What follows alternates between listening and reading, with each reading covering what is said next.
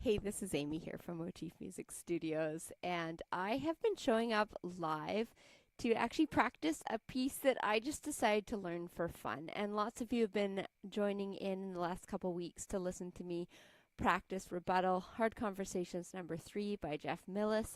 If you've been hanging out, I really appreciate you. It surprised me to see how many people were stopping by. Anyways, today I thought that as I practice, I would talk about what it's like to be a lifelong practicer, someone who practices for so many years, and there's going to be times that you feel like, have I even improved in my journey? Or why don't I have more polished music, whatever the doubts are that kind of tackle you. So I thought we'd chat about that just as I go. And mostly I'll just be here practicing. I'm seeing some progress in this, thank goodness. And yet there's still some places that need just a little bit more time to simmer. And so I'll start playing and then we'll chat about that as we go. So feel free to say hi in the comments if you're here, but no pressure at all. Thanks for being here. I'll go slow because I am just fresh to the piano and need to warm up.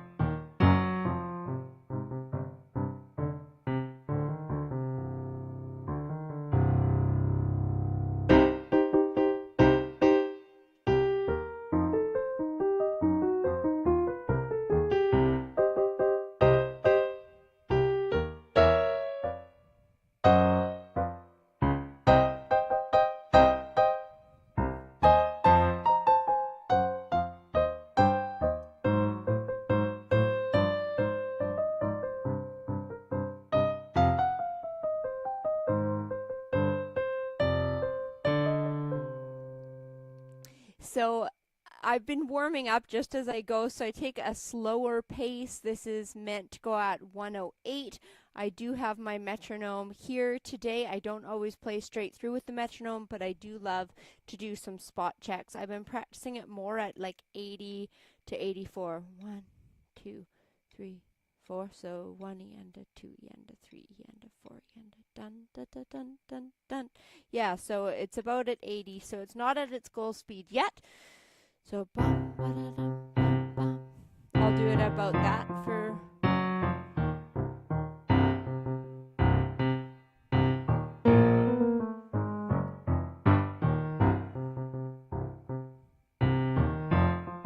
I'd like to hear what you're practicing too.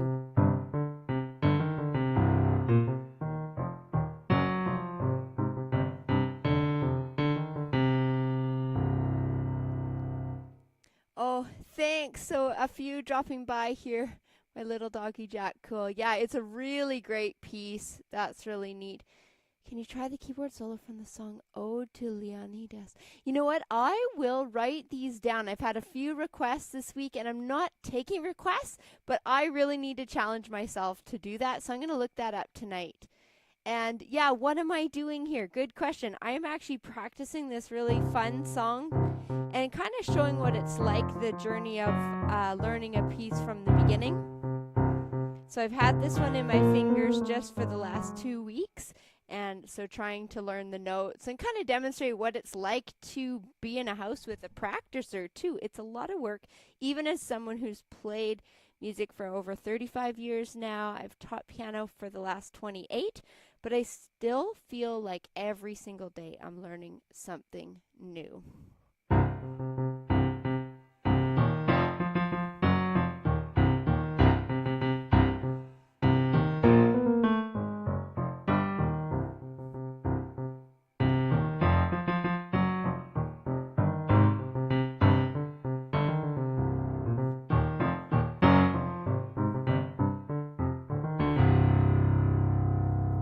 Rush that.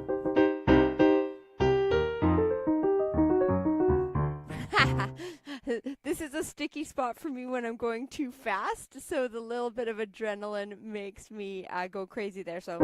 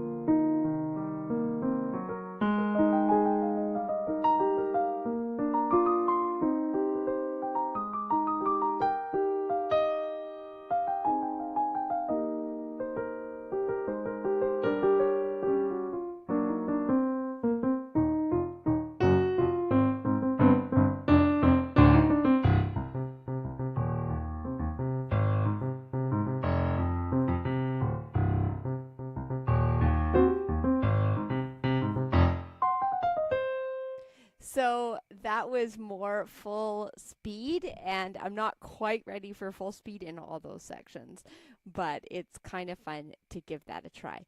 So one of the things I was thinking about is you'll spend so much time as a practicer instead of just performing your favorite pieces. So if you also play the piano, you can drop an emoji or something in the comments. What I find is that learning to enjoy the process of playing has been the greatest help to me, because before I'd always be focused on finishing the piece, and for some pieces they might take weeks if not months of work, and some pieces you might even spend 6 months on them or 9 months on them, and the first time you play them in public it might not be ready. You might need multiple times to perform something for it to feel good. So some things that I have learned to enjoy is the practice process. I have a great deal of fun now exploring the rhythms. Getting to know the composers has been the hugest gift. So my YouTube channel focuses on music by contemporary composers. So Jeff Millis, who wrote this song Rebuttal, he's living. You can hear his music. He's got this recorded on YouTube. You can chat with him. You can email him. You can have lessons with him. So these are living, breathing creators that we can feel connected to and learn their style. So that's one of the things I love. So I'm going to practice a little section here that needs some work, and then I'll talk about more ways that you might find enjoyment in pieces. So this little section is a sticky section to me. Yesterday I was working on my live, and it goes like this. So it has this upward. It's not even that technical, but it trips me up each time. So it's something that I'm working on.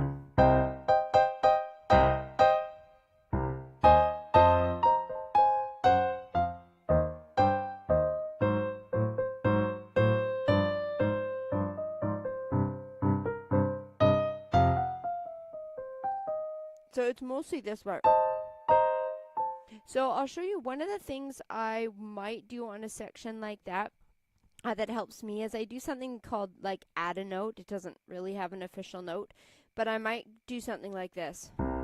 And I'll feel secure into that. So 4 and 1, 4 and 1. And then I'll work on adding the next note. Or the next microbeat.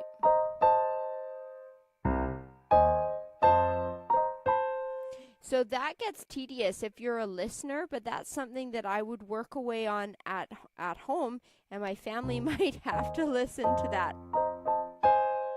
And I would work on feeling like every time I land on a chord grouping or a triad, it feels secure and it's well thought out under my fingers. And sometimes it really is just the time and care into that.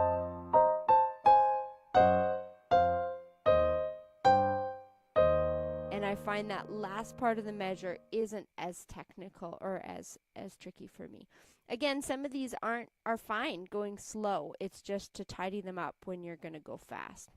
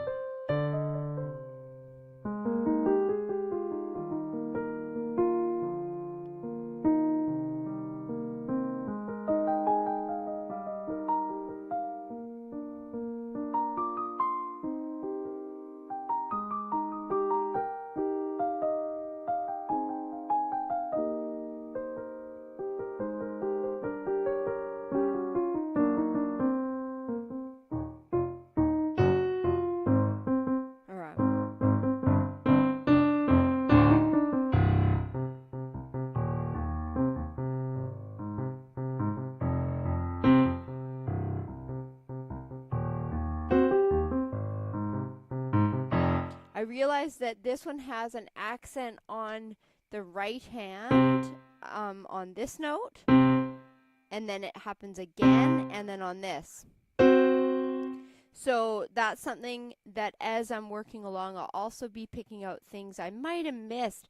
Even with quite a bit of practice, you go, oh, okay, that's something I didn't unpack before. So I might have it going a bit quieter. It's percussive, it's mezzo forte, but it has an accent on those right hand octaves. So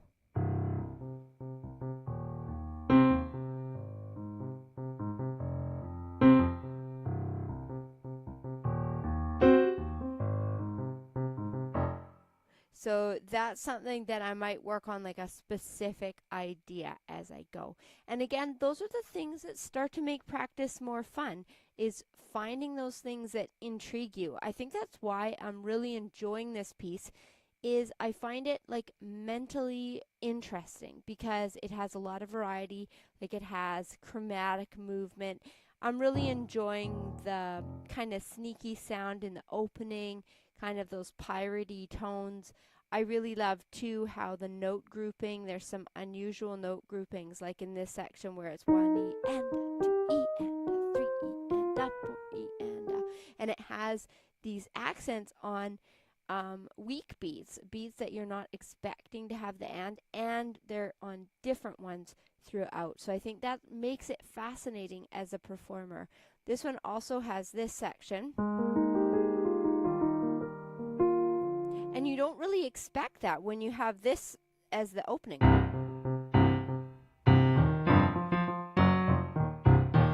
And you're thinking, how did we find ourselves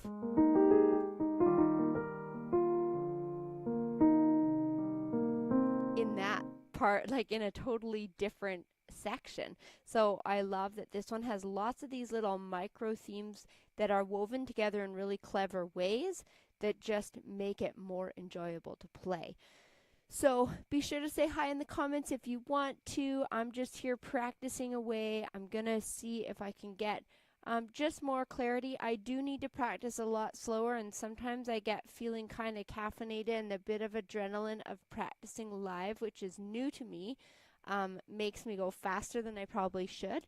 So how about this time? I'll try to go slowly on pages 3 and 4. So if you've been hanging out for a couple minutes, you'll see something new. So this is ideas that we had on page 2, but they're coming again in new ways. So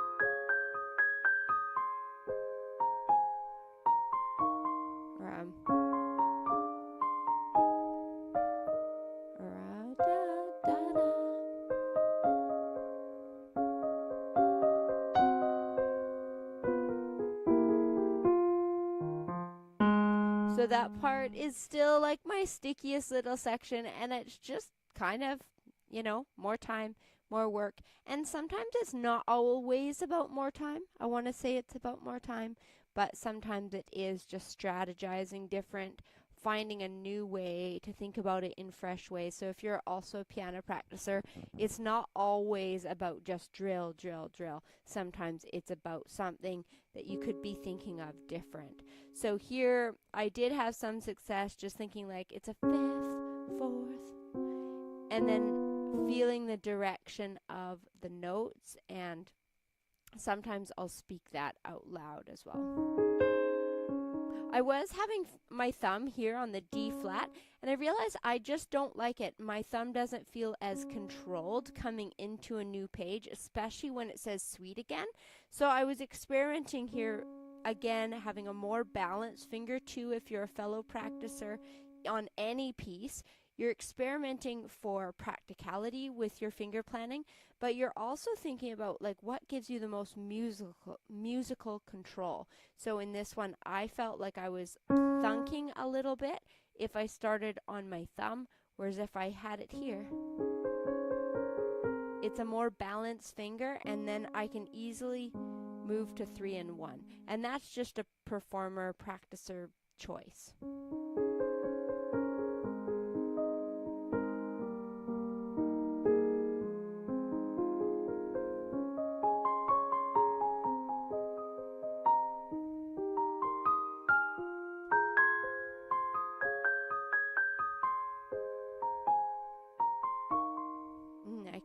kind of landing funny there.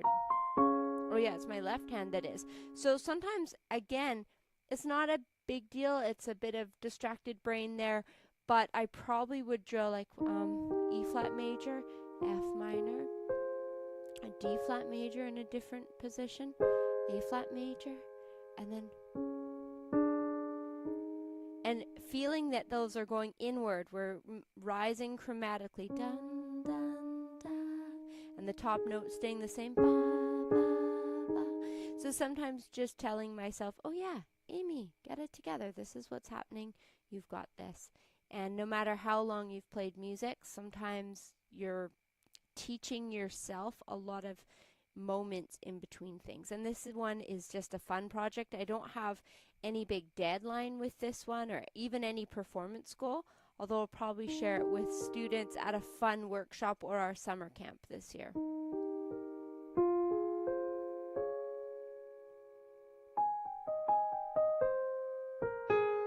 Okay, so from the I'm going to work on a different section here.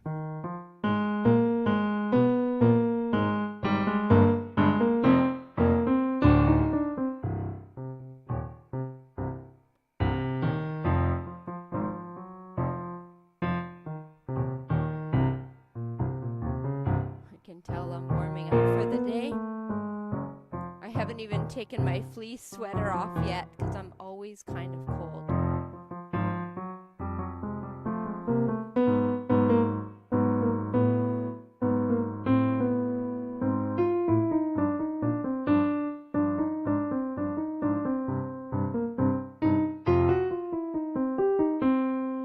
Yeah, so that was the spot that I was working on yesterday, having one.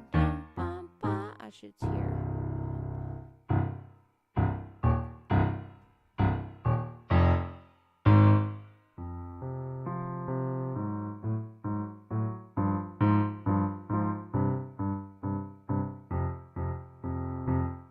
So I'm going to go slow and make sure, again, I was saying yesterday, it's always trying to make sure you're not kind of creating this nervousness in yourself about a section. So sometimes if you always approach it too fast, you always run into trouble. Then you start saying, oh no, this is my trouble section, and it really causes havoc with your mental stability moving into challenging spots if you're ever to perform it, because you always will kind of hold your breath and think, oh man, I'm coming into that tricky section. So I'm trying to get rid of that thought and move into it slower. So one more time.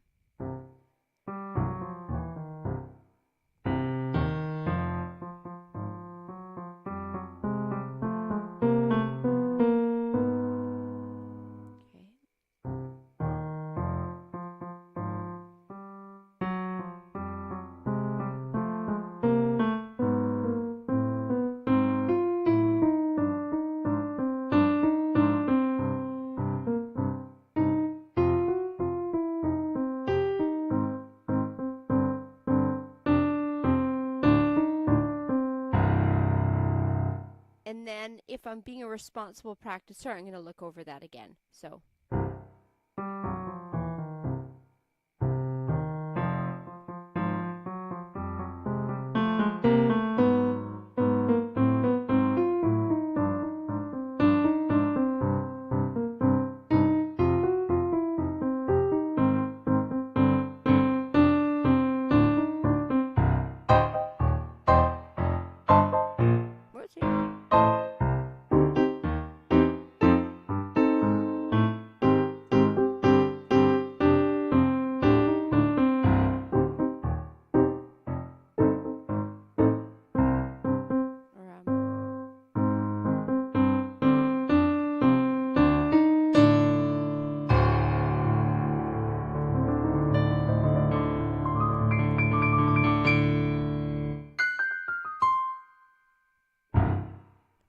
That's a slow-mo.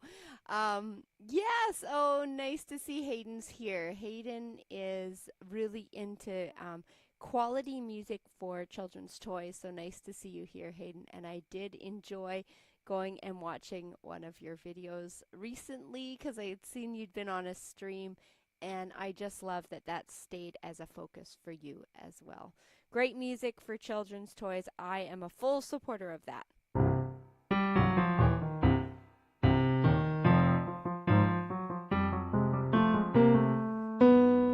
And you can see at a faster tempo, I can't land that. So I'm going to try. Let's just try it at a faster tempo. See if I can land that. So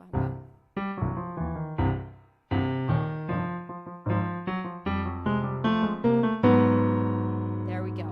And I landed with the correct fingering. So that was the other trouble, is that it's easy to get the wrong fingering happening.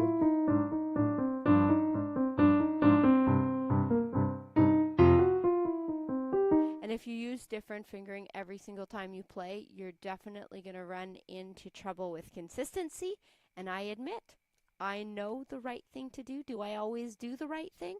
No, absolutely not. I am very forgetful with that too.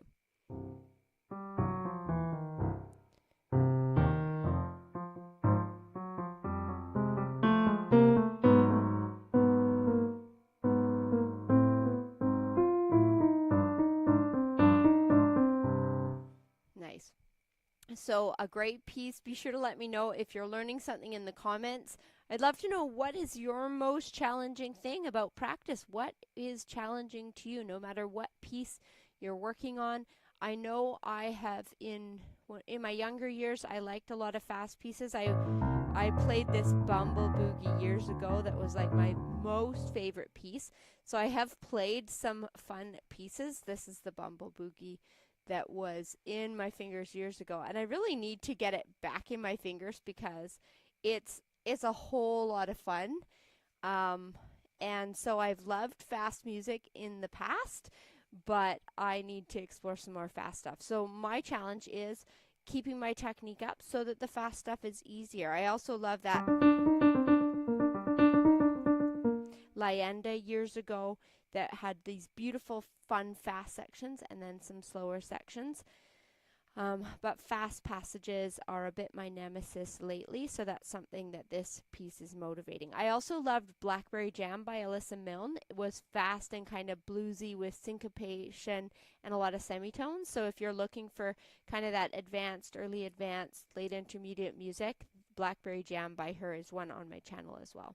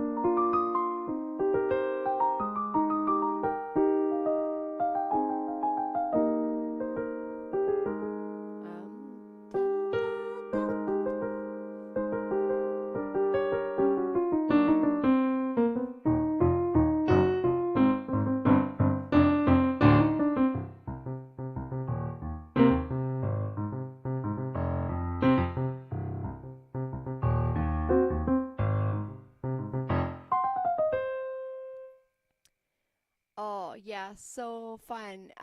Hayden here in the live stream says that you're teaching yourself to play John Philip Sousa's Liberty Bell March. Oh, that's wonderful. Yes, and you are likely such an ear-driven musician, I imagine, and I have so much respect for that. And do you learn by ear primarily, where you're like listening and then working to learn the piece? I'm curious to know what your process is for that. I was thinking about this with Jeff's piece too, and I have a confession. memorization does not come easy to me. So I can literally play hours and hours of a piece and not one bit of it is memorized, like maybe 2 measures out of a 4-page piece. I could probably tell you many aspects of the piece. I could tell you scales, analysis, chords, patterns you might see, but to actually have it memorized is not my strength. And I'm just in awe of people who find that to be a more natural skill. That being said, if I learn a piece by rote, like if somebody teaches me a ditty, or if I learn it by sight or without a score, it's almost like my brain files it differently. So that's something that's interesting to me as a learner. So Hayden here says, yes, I am blind, so I can only play by ear. I was thinking that that was your challenge with that, and yet I feel like learning by ear is such a gift, and I'm just in awe of the ability to do that and the ways that our brain can adapt to make that happen. So that's really neat. Learning by ear has been newer to me, and yet our ears do improve. Teaching online has really improved my ear, and I can hear students, and now I wouldn't be stressed at all to teach over a phone call because I hear things so much different than 5 years ago. And so I could see I went like back to the practicing. I went so fast in that last section, and so it was like a little to the edge of being under control. But it's okay to sometimes crank up the tempo, see where things are at, and it's like having that magnifying glass or spotlight on any weak spots, because you're going to find out where those are. But now I'm going to try to play very slowly right from beginning to end of this piece. And if you're just stopping in, thank you for being here and helping me practice under pressure, which is new for me. I shouldn't say it's new to me. I've always felt pressured when I practice, not because I had any criticism in my environment, but I think that self worry of like not wanting to have people inconvenienced by having practice happening. So you're helping me be braver here, because I've always not wanted to take up too much space in a living room. Now I practice with a headset on, so that's really helpful for feeling like I can practice and not disturb the flow in the room. But I would call myself that shiny object polisher. I did a video on the channel about that, different styles of practicers, because you want to sound good, so you keep going over the sections that sound best, and then your rough sections get rougher. So I'm going to try to go right through now, and if there's anything I have to stop for in the comments, I will, but I'll try to just keep moving forward. I'm going to have to choose a slower speed. I feel like I would set my speed based on, well, even this. I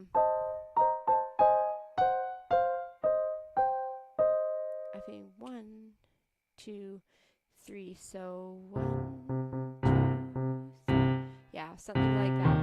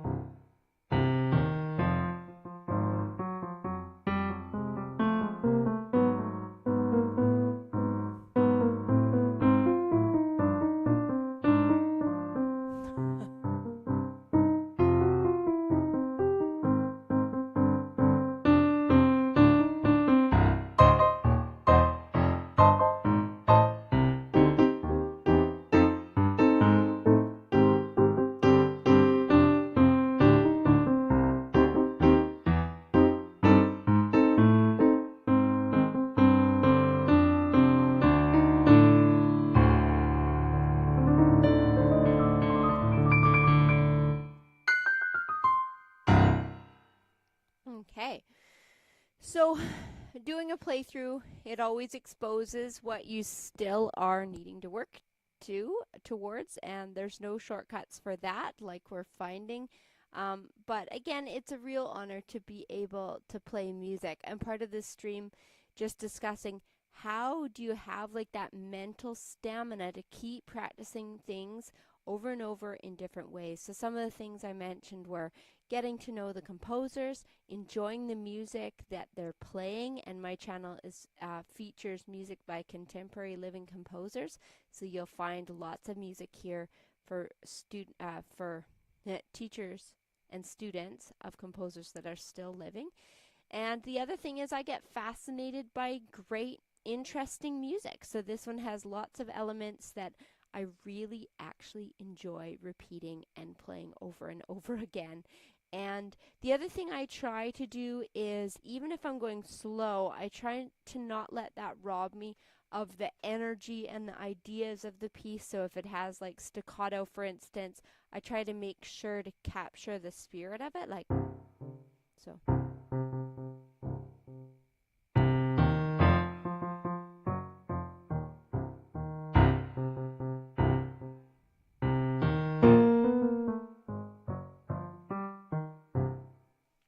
So you're trying to capture the spirit of it, even if it is something that you've been repeating a lot and that doesn't hold the same novelty. And yet there is that dopamine reward for the brain when we are seeing success in different things. So I think that that starts to be a motivator, as much as in a new piece you get a bit of that dopamine of unpacking something new that has all these new elements. But as you get closer to completing a piece, there's also the excitement and interest of it just coming together. That's very rewarding. And yet it's not instant reward like we get with lots of different things in our lives and with social media. So it definitely is the hard work of practice, and yet there is a playfulness to it as well. So again, thanks for dropping in. Feel free to listen. I am just practicing and explaining as I go, but working on Rebuttal Hard Conversations number 3 by Jeff Millis.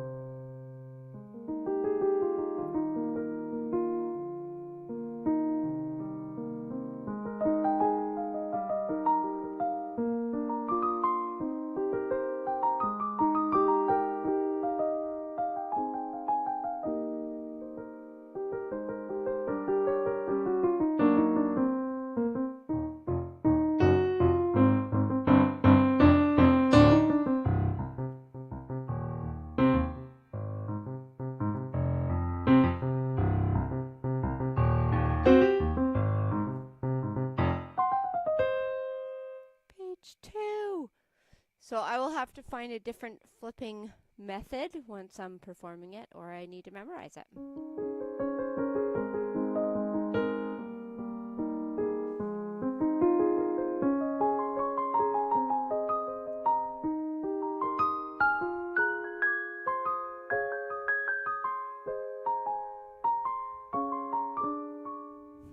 I got stuck there before, so I do need to stop and just address this.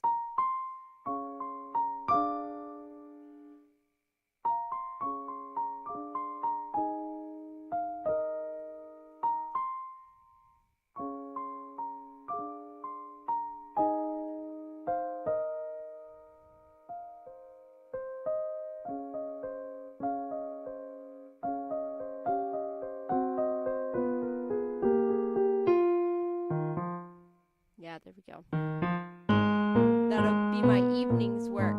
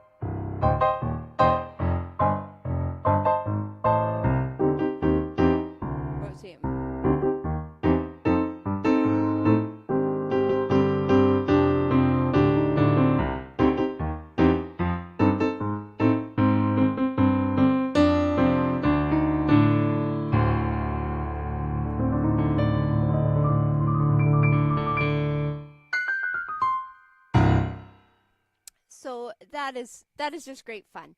So thank you for listening in. I was thinking before I was live streaming today that it's been a while since I've, done a ton of technique to warm up, but it's something that I do recommend for students, and it doesn't always have to be those different scales and triad patterns that we learn in lessons, but it can also be etudes. So I was playing around. I know I have Etude number 1 by Marlena Moore on my desk, and I need to dig that out. And I also had this awesome etude by Nikolas Sideris, and he has Musicaferum, and it's just this beautiful, beautiful etude. Let me know if you have an etude that you play. Anyways, Nikolas's etude, I'll play you a little bit of it just for fun. And it felt like this warm-up that just gave this beautiful left hand relaxation here. So I'll play you just a little bit of that for fun. I'll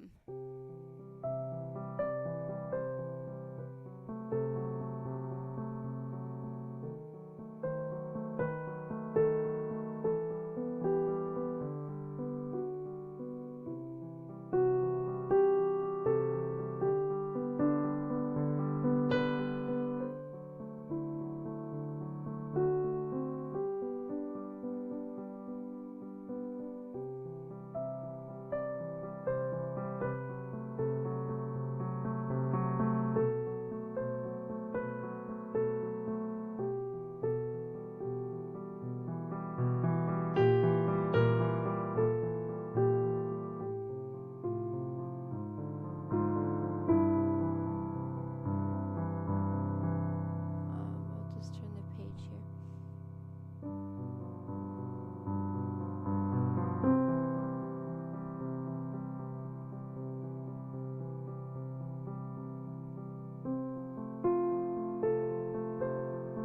Hello.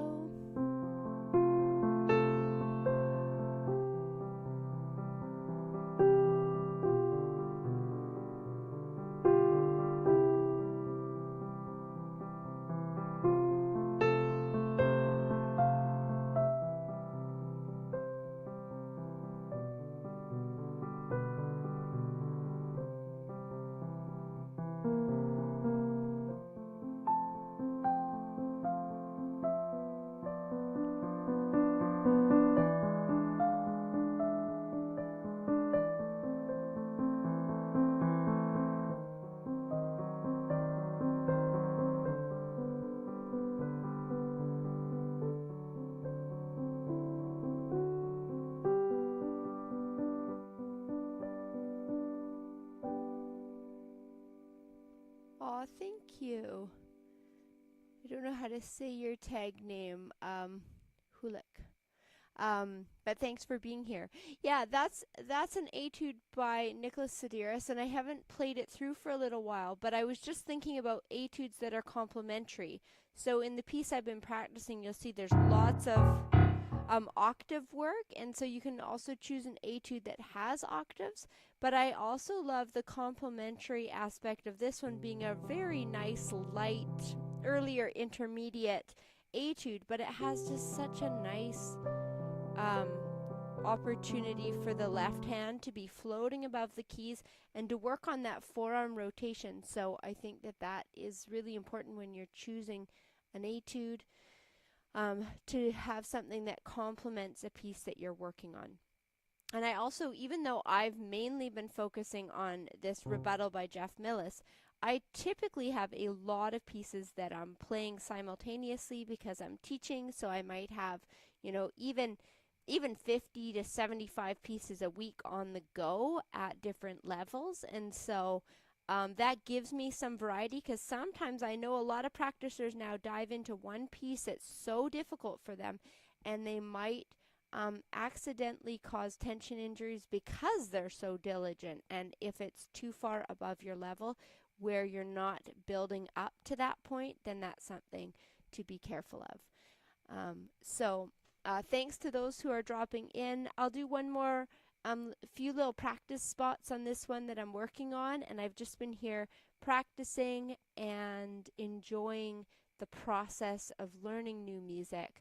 I'd love to hear if you're a pianist, what you're learning, or if you're a listener, I'm glad you're here too. This is a few spots. I'm going to go slow from a trickier spot.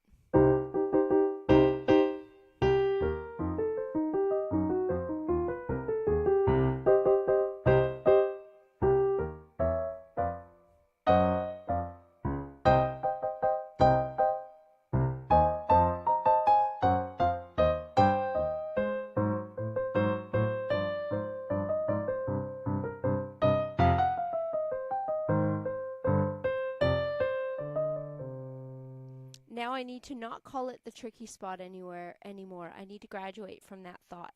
So at measure 10, I'm going to start again and try to practice through one of my favorite spots. Here we go.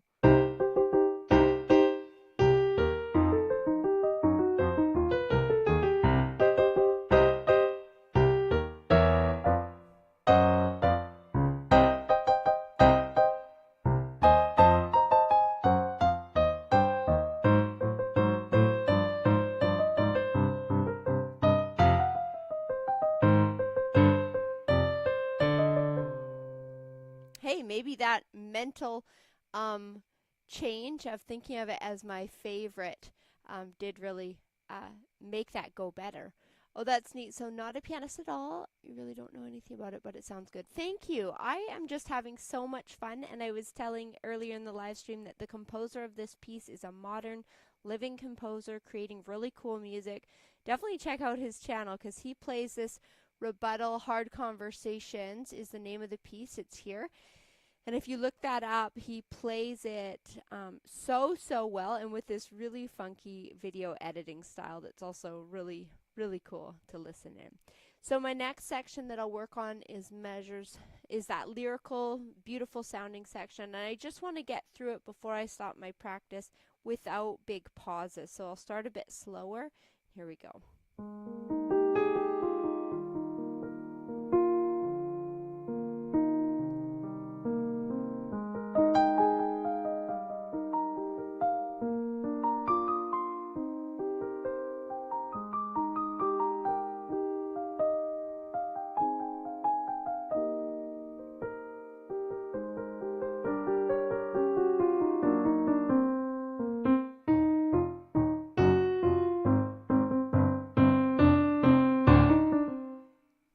Yeah, that felt a lot better at that speed. So sometimes we're just pushing too fast, and it felt nice to be able to play that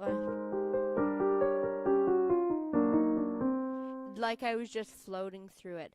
I also know that later on, a lot of this sounds like a flourish. So I kind of added in some of the lyrical nature that I heard in Jeff's recording, and I'll play it one more time through.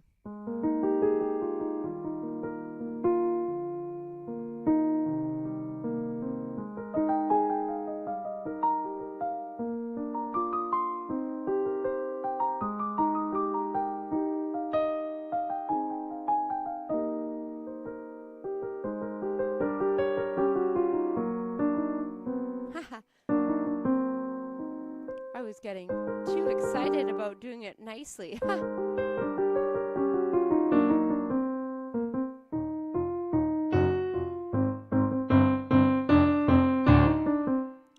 love that he somehow magically weaves this very lyrical section into this very dramatic section, which is so skillfully done between those sections that we have, you know, even this one here.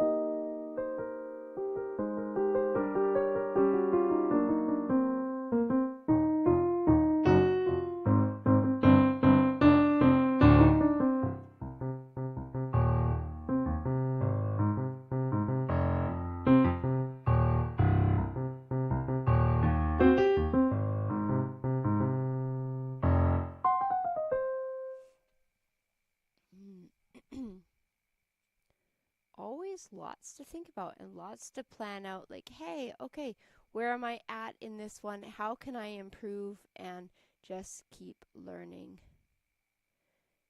Can you steal? Oh, play. Hi, 1994. Play Erica. You know what? That's a new one to me, and I have a list from this live stream of pieces that I need to check out, so I will add that to my list. Is it by a certain artist that you're thinking of? It's probably like pop culture, and I should totally know it, so I apologize if I'm just like totally in the dark, just practicing my own music here. So let me know. Let me know who it's by, and I'll take a listen tonight.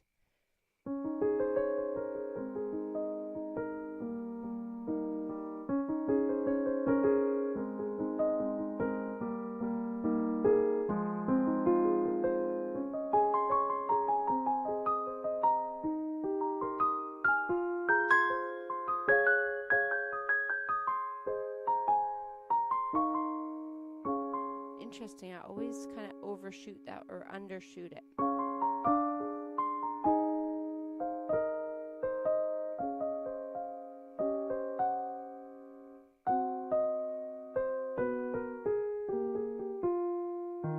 That will be my project tonight to figure that out.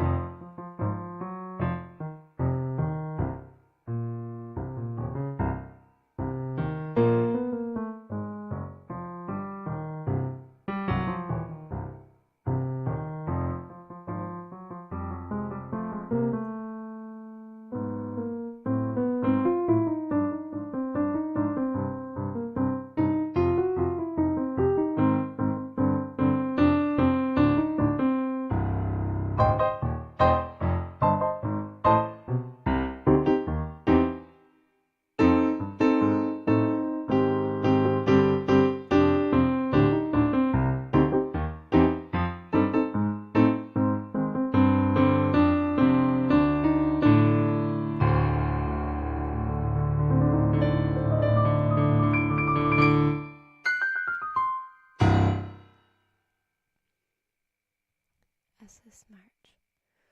Okay, I will check that out, and thank you for being here. 1942 Almania. Nice to have you here, and I will take a look at your suggestions this evening when I am. Haha, don't play the same thing over and over again. I know, am I driving you crazy? That's what it's like to live in a home with a pianist, because this is a practice in progress. So I am definitely working on different aspects and trying to improve something each time I play it.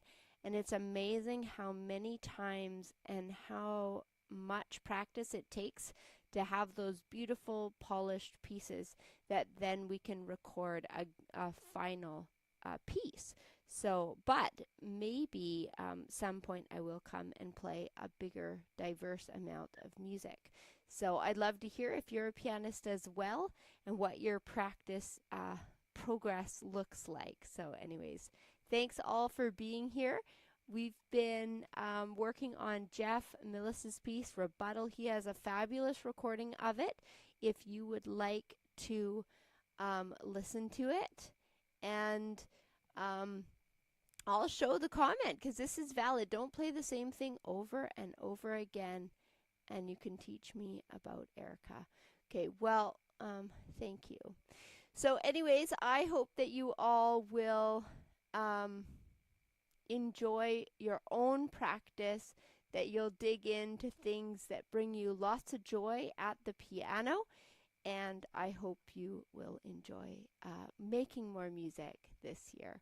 And we'll see you all on another stream. Thanks again.